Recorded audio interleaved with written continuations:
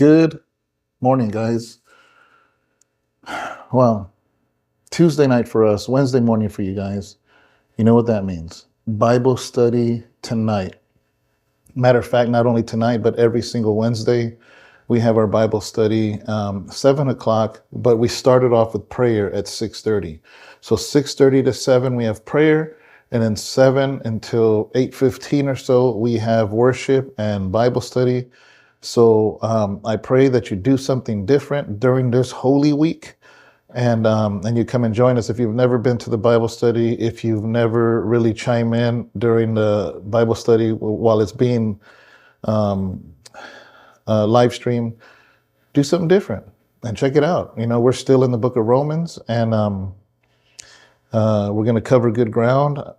I want to say chapter 14 or 15. I'm not sure. I want to say chapter 14, but either way, guys, do something different. If you are local, come by. House of Rest Church, 500 9th Street, Modesto, California. And just join us. All you got to do is walk in. It's the side door on F Street that's open. I know last week we had a family come. They almost walked away because the main entrance is locked. We only open that main entrance for Sunday morning service, but during the evening, it's just safer to have the door on the side door on F Street. And you can't miss it because all the lights are on. On the main entrance, you'll see the lights are off. But if you go around to F Street, because we're in the corner of 9th and F, you can see all the lights are on, the lobby, people walking around and stuff. So, you know, everybody's invited. You know, we want you to join us. Yesterday, we were able to read out of Luke. And I wanted to read a little bit more out of Luke. I believe it was out of Luke that we read. You know me, I don't check before I hit record. Hopefully everybody had a great, blessed Tuesday, since you're watching this on Wednesday. In case some of you are new, just I want to explain that our devotionals, this is a devotional. The reason it's released at 3 a.m.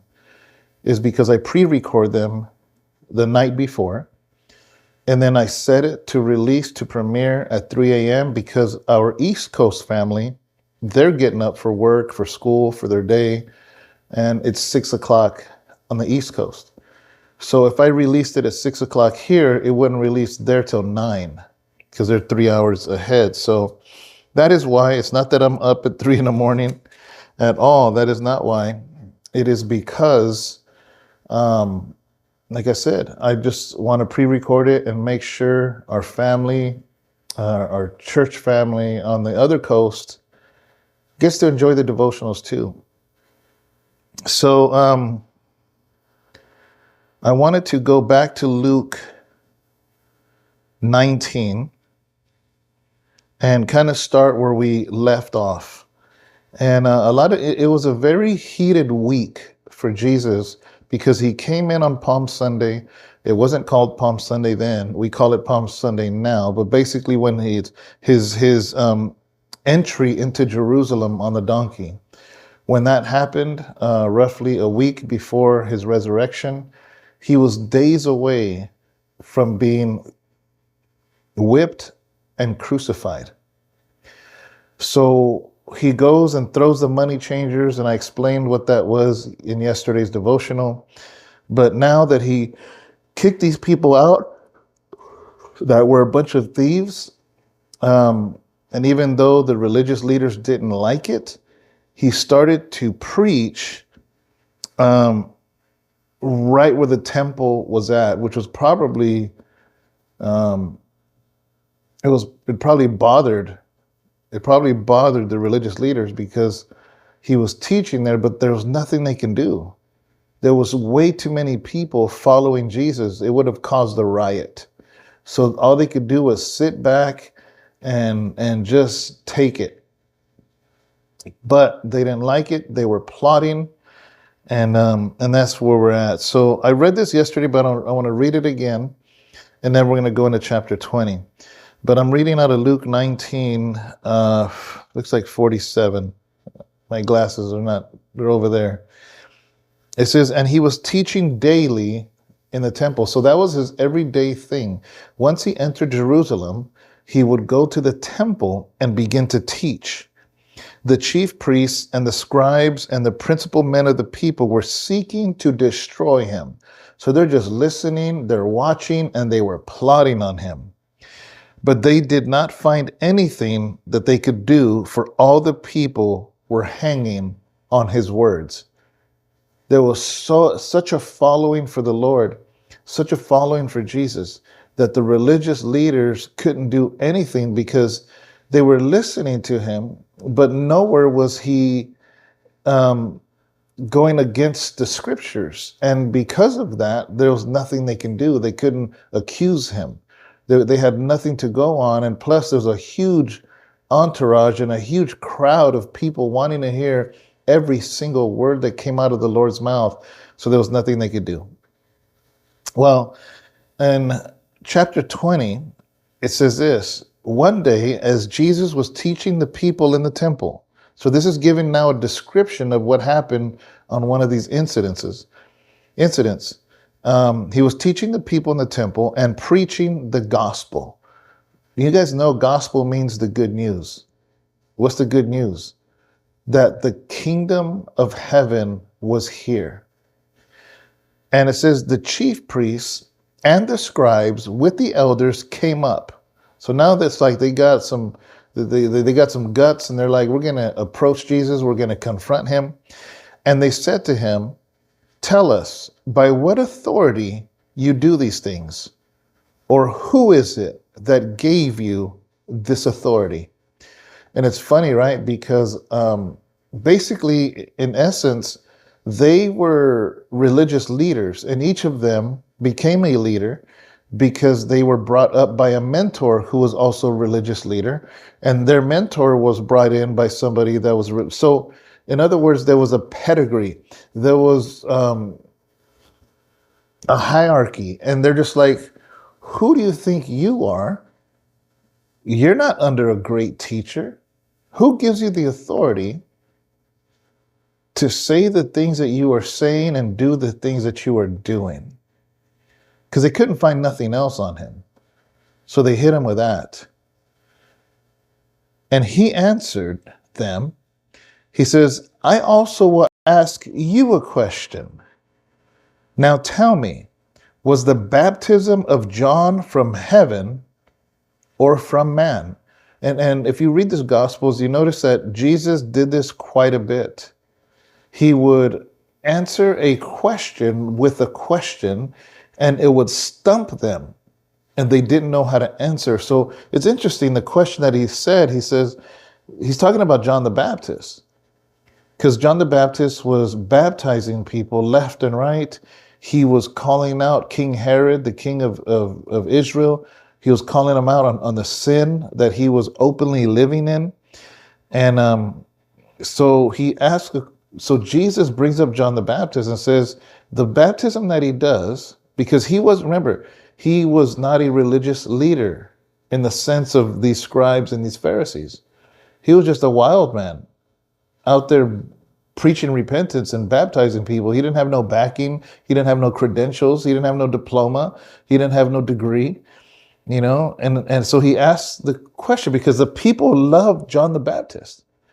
And he says, so what John did, was it from God or was it from men? Was it his own ideas? And they discussed it with one another. So they got stumped and they just started looking at each other, start sweating. And they discussed it with another, saying, if we say it's from heaven, he will say, why did you not believe him? So if they answer and said, well, he's baptizing us from heaven, then Jesus is going to say, well, then you didn't believe him. But if we say from man, all the people will stone us to death. John the Baptist was loved, revered, and respected by the people. So they couldn't say it was from God. And they couldn't say it was from man because the people would have caused a riot and would have killed them. For they are convinced that John was a prophet. So John the Baptist, he was considered a prophet by the people.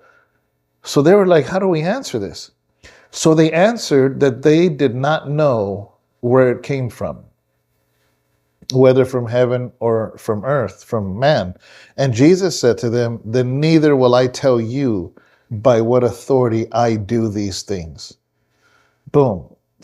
There's nothing else for them to say because they couldn't answer his question. He wasn't going to answer their question. And then it's like they already hated him.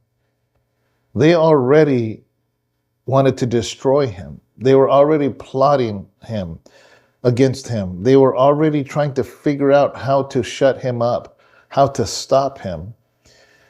And this next parable, a parable is like a story with a lesson in it.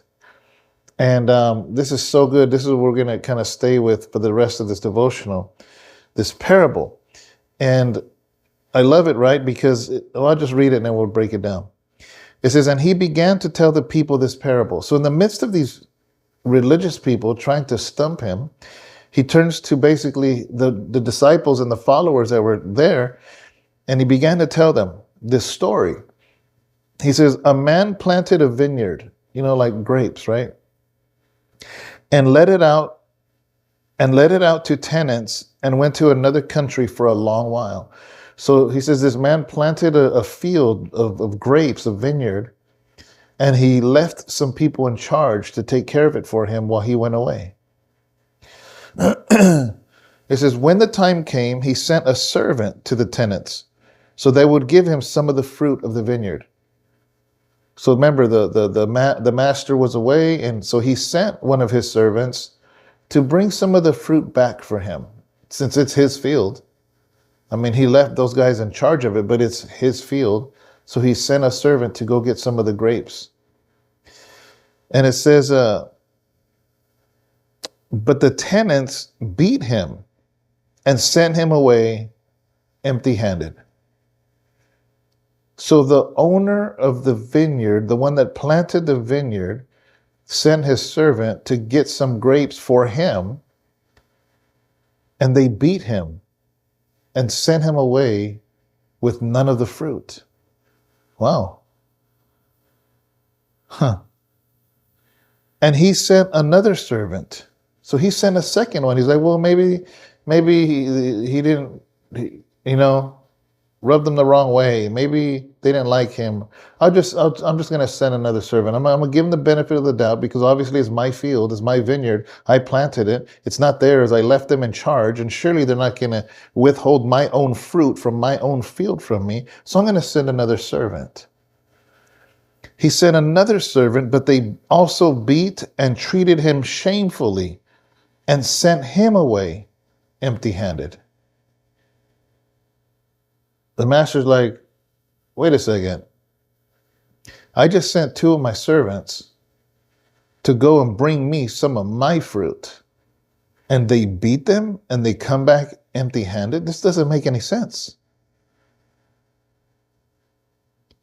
And it says in the next verse, and he sent yet a third. I think it's verse 12. And he sent yet a third. This one also they wounded and cast out. They beat him and they threw him out of the vineyard. How do you think that master would feel? He's like, why are these servants of mine being mistreated because they're going to get fruit for me from my field that I planted and own? Wow. Then the owner of the vineyard said, what should I do? I know what. I'll send my beloved son. Perhaps they'll respect him. They obviously don't respect my servants. For sure they'll respect my son, because I really want some of my fruit. So I'm going to send my son. my beloved son. But when the tenants saw him, they saw him coming down the road, the son of the owner. They said to themselves, this is the heir. You know, the heir means that he's going to inherit everything when the father dies. He goes, this is the heir. This is the one. Let us kill him so that the inheritance may be ours. The vineyard was never theirs. They never planted the field, but yet now they wanted to steal it from the owner, the rightful owner. And to do that, they were going to plot to kill his son. And so when the son gets there, it says they threw him out of the vineyard and they killed him. So they killed him right outside of his own vineyard. What then would the owner of the vineyard do to them? So Jesus asked a question, what do you think that owner is going to do? They beat 3 of his servants, and he sent his son, and they threw him out of the vineyard and killed him. What would the owner do? And then Jesus answered it. He says, he will come and destroy those tenants, and he will give the vineyard to others. Wow. So the very tenants that he gave the vineyard to, he says, I will destroy them and give that very vineyard to someone else. When they heard this, they said, surely not. But he looked directly at them, at the leaders, and said, what then is this that is written? The stone that the builders rejected has become the cornerstone. Interesting, because in order to build a building, you got to have a cornerstone first. That's where you build it, that cornerstone, and then you build the walls. Because without that cornerstone, you can't build a strong foundation. But Jesus, basically, these people, these religious leaders, he looked right at them because he knew what he was saying. You're the tenants, and my Father in heaven is the owner of the vineyard. And he has sent his servant, prophet after prophet, but each and every one of them, you beat them, rejected them. And now our Father in heaven has sent me, his only son. And you want to take him outside the very vineyard and kill him. And he looked right at them. And that's when he said, it is written, the stone that the builders rejected, the very stone has become the cornerstone. The very one they're rejecting is the cornerstone.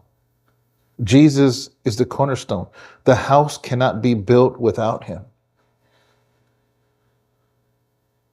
And it says, everyone who falls on that stone will be broken to pieces. And when it falls on anyone, it will crush him. Wow. This is exactly why he was crucified. Do you know who the others are? Because he says, I made you the tenants, but you destroyed my prophets, and you're about to plot to kill the son. So the master is going to come and destroy you and give the vineyard to others. Who are others?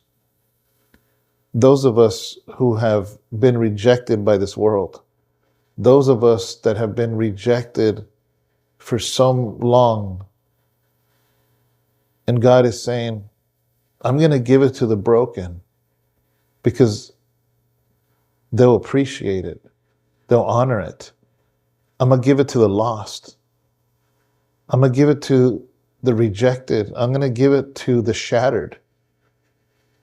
I'm going to give it to them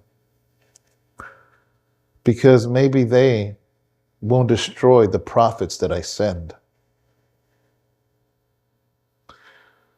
It's a lot to think about, guys, on this Holy Week as we do devotionals and talk about some of the things that happened that led up to the Last Supper, to his arrest, and finally to his crucifixion.